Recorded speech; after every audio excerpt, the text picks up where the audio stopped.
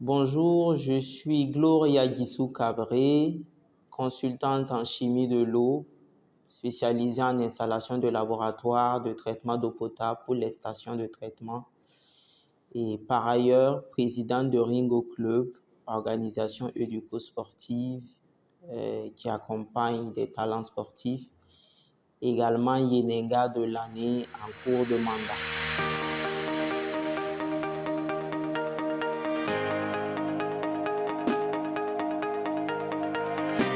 Mon métier de consultante en chimie de l'eau spécialisée en installation de laboratoire consiste à mettre mes services pour l'installation de laboratoires de traitement d'eau potable pour les stations.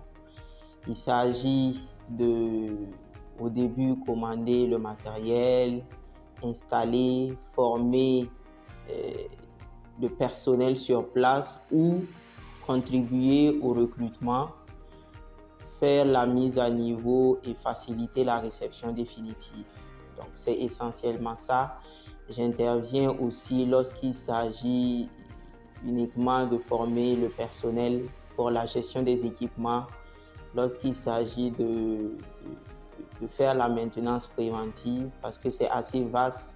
Mon domaine m'oblige à avoir des compétences en gestion des équipements de laboratoire, aussi bien au sein du laboratoire qu'au sein de la station de traitement.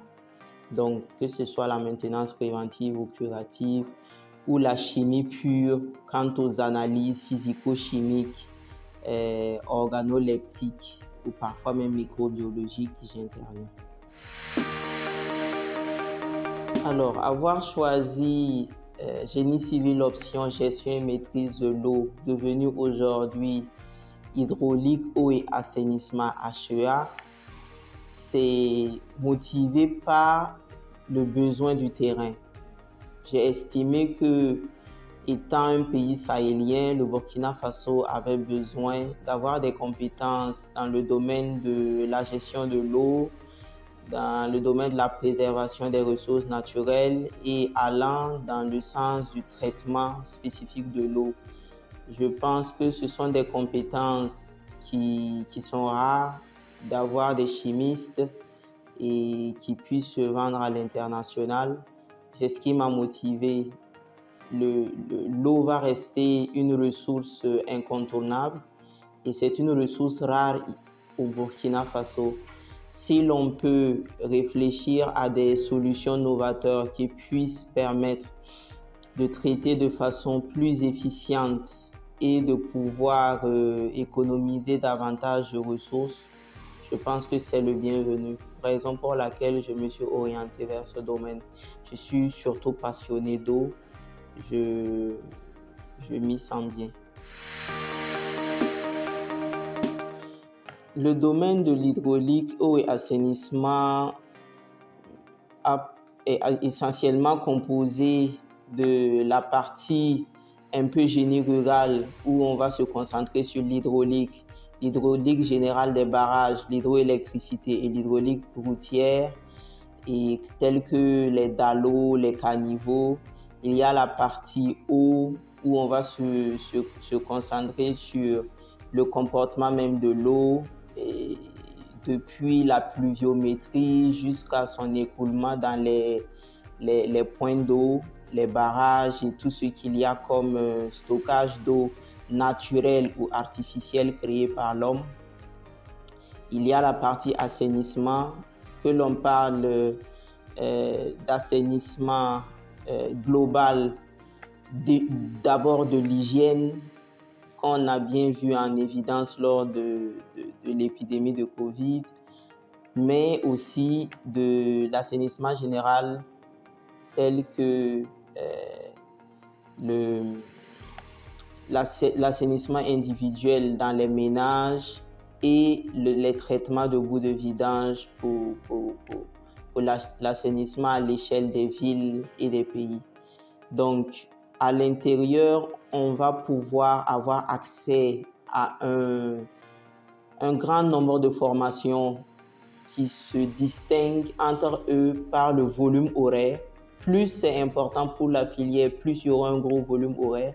Mais nous avons pu bénéficier à la base de formations sur le dessin, par exemple, dessin architecture, parce que c'est important qu'un ingénieur sache faire des plans, sache lire des plans et sache les exécuter. Et des formations même dans le domaine de la langue, parce que la plupart des documents en chimie sont en anglais. Donc, c'est la même chose pour les documents d'ingénieurs. C'est important de pouvoir connaître tout ça. La formation n'est pas que dans son contenu, c'est aussi dans la qualité des enseignants qui nous ont tenus. Il y a des enseignants comme cela qu'on n'oublie pas et je me perdrai à en citer, mais notre professeur principal de filière, Dr Diafaro Moumouni, avec lequel je suis toujours en contact, il est nigérien, il est au Niger, il continue d'intervenir à l'USUP Jeunesse, mais c'est un professeur qui aime ce qu'il fait et qui vous fait aimer le domaine. Il y en a plusieurs comme ça et ce sont ces personnes-là qui sèment une graine de recherche en vous, qui font que vous avez envie de découvrir davantage le domaine. Et c'est pour cela que j'estime que ce n'est pas uniquement le contenu, mais aussi ceux qui vous apportent le contenu, qui ont fait que ce domaine nous a passionnés.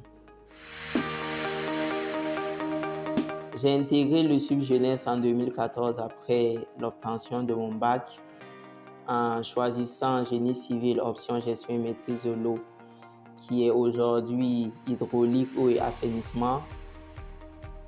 J'ai obtenu la licence, puis le master. Donc, plus tard, j'ai eu à faire d'autres spécialisations en Égypte, en technologie, sciences et technologies de l'eau, option chimie de l'eau. Mais pour ce qui concerne le SUP Jeunesse, les débouchés qui s'offraient à nous déjà étaient nombreuses et on avait déjà remarqué ça lors des stages. J'ai fait des stages à l'ONEA, l'Office national de l'eau et de l'assainissement, tant dans la station de traitement d'eau potable de Paspanga qu'à la direction régionale à Gouguin, ainsi qu'à Ziga lors de la construction de Ziga 2. Et c'est la construction de Ziga 2 qui m'a permis d'apprendre beaucoup de choses en matière de construction de stations de traitement d'eau potable et d'installation de laboratoire, où j'ai pu côtoyer les prestataires qui étaient en œuvre pour mettre en place Ziga 2. C'est même là-bas que les débouchés sont venus plus tard de m'orienter spécifiquement dans la chimie de l'eau. Et la suite a été après que la personne décide d'exercer spécifiquement en laboratoire ou de rester en ingénierie pour la partie génie civil. Donc, l'étudiant peut rester en ingénierie, construction des infrastructures hydrauliques. Je parlais tantôt d'hydraulique routière avec les DALO et tout ce qu'il y a comme bus, caniveaux. Il y a les châteaux d'eau qui sont des infrastructures hydrauliques. Ils peuvent travailler en barrage et faire des spécialisations en hydroélectricité. Il y a le génie rural, mais pas que. Ce n'est pas uniquement dans l'eau parce que faire ces formations nous ont permis aussi d'apprendre sur l'irrigation. Voilà, donc tous les systèmes d'irrigation, goutte à goutte, aspersion et gravitaire et tout ce qu'il y a, permettre ceux qui veulent aller vers l'agriculture d'avoir des compétences, de se vendre sur le marché. Du coup, avec le type de profil que nous avons, nous pouvons travailler au sortir du master dans tous ces domaines, dans l'agriculture, dans le BTP, génie civil, dans la maîtrise d'ouvrage dans le traitement d'eau potable et voilà, c'est assez divers et diversifié. J'ai porté mon choix sur le Sup Jeunesse d'abord par recommandation parce que j'ai eu de bons retours de mon cousin qui y était déjà, également aussi en gestion et maîtrise de l'eau à l'époque. Et j'ai donc postulé pour poursuivre l'université là-bas. J'ai ensuite été rapidement adopté. J'ai également adopté le Sup que je porte dans mon cœur. Les professeurs ont toujours été très ouverts pour aller au-delà du simple rôle qui leur a été assigné, que ce soit pour des explications plus tard ou des recommandations de stage. Ils sont ouverts et je n'ai jamais peiné à avoir un professeur de suivi. J'ai eu la chance dans le travail d'être major de promotion de la première année au master et dès la licence, il y a des concours de projets où j'avais eu une bourse bronze, puis la bourse d'excellence major qui prenait en charge la totalité de ma scolarité. Ça, c'est la bourse or. J'ai ensuite signé un contrat d'ambassadrice sportive et académique. Je vais donc dire que je suis la première ambassadrice sportive et académique de le Sup Jeunesse de 2018 à 2020. Et puis, la suite, ça a été tout simplement de rester en contact parce que j'ai eu l'occasion, par exemple, pour la première bourse d'études en Égypte, à travers l'ambassade d'Égypte, que ce soit le Sup qui propose mon profil.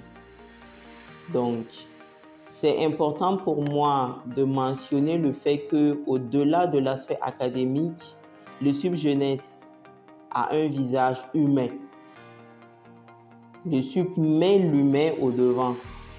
Et c'est pour cela qu'ils tiennent compte pas que du papier, mais aussi de la formation para-académique, les concours d'étudiants, le sport, et ils ont beaucoup investi. Si je suis ce que je suis aujourd'hui, président de Ringo Club, qui offre plus d'une soixantaine de bourses en partenariat avec des partenaires, c'est parce que le Sup Jeunesse a d'abord cru en moi pour m'offrir une bourse de master en son temps.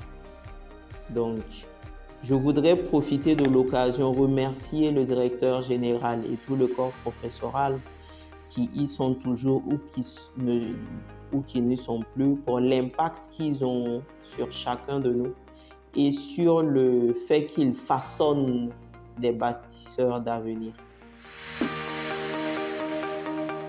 Il y a un proverbe qui dit que les enfants suivent le modèle plus qu'ils n'écoutent les conseils. Je vais donc inviter tous mes jeunes frères et sœurs à suivre les modèles que font sortir le Sup Jeunesse, qui savent où trouver de l'emploi, qui sont habitués à se battre, parce que je vais vous dire que ce n'est pas un lieu où on s'amuse. On y travaille et on s'amuse de temps en temps. Et ils peuvent s'approcher s'ils n'ont pas de choix de filière en tête pour avoir des orientations. Nous restons des alumni, nous sommes à côté pour donner des conseils aux besoins, pour ouvrir des portes aux besoins. Mais le plus important, c'est qu'ils puissent savoir où ils vont. Parce que si c'est le cas, le Sup Jeunesse pourra les aider à y arriver.